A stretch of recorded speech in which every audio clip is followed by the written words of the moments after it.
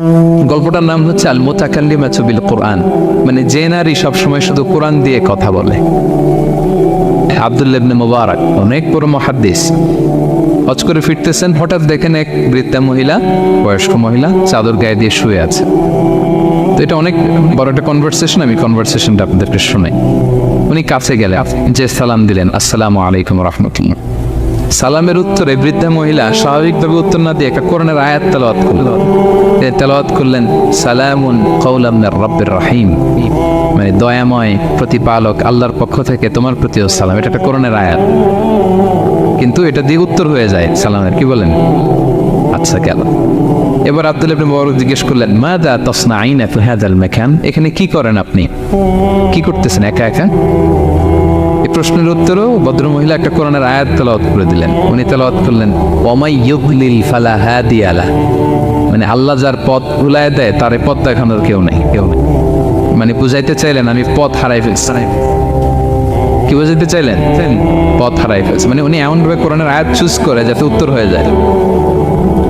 তো এবার উনি জিজ্ঞেস করলেন, আইনা তুরিদিন, তো পথ হারাই ফেলছেন তো বুঝলাম, আয়াত থেকে এটা বোঝা যায়, তো আপনি কোথায় যাচ্ছেন, ডেস্টিনেশন কোথায়? উনি আবার একটা আয়াত তেলাওয়াত করলেন, সুবহানাল্লাযী আসরা বিআবদিহি লাইলাম মিনাল মাসজিদিল হারামি ইলাল মাসজিদিল আকসা।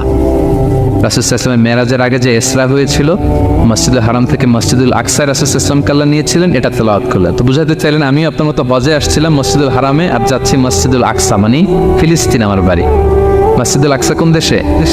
ফিলিস্তিনে। আয়াত এমনভাবে উনি পিক করেন যাতে করে উত্তর হয়ে যায়। উনি বোঝাতে চাইলেন আমিও হজ করতে এসেছিলাম, যাচ্ছি কোথায়? ফিলিস্তিন, মসজিদুল আকসা যে দেশে আছে। তো উনিও বুঝে গেলেন যে তাহলে আপনি মসজিদুল আকসায় যাচ্ছেন। এবার জিজ্ঞেস করলেন, আনতুম মুনযু কাম ফি হাযাল মাকান, তো এখানে একা একা পড়ে আছেন কয়দিন? আবার কোরআনের আয়াত, সালাসা লায়ালিন সাবিয়া, টানা 3 দিন 3 রাত এখানে আছে, এটা কোরআনের আয়াত।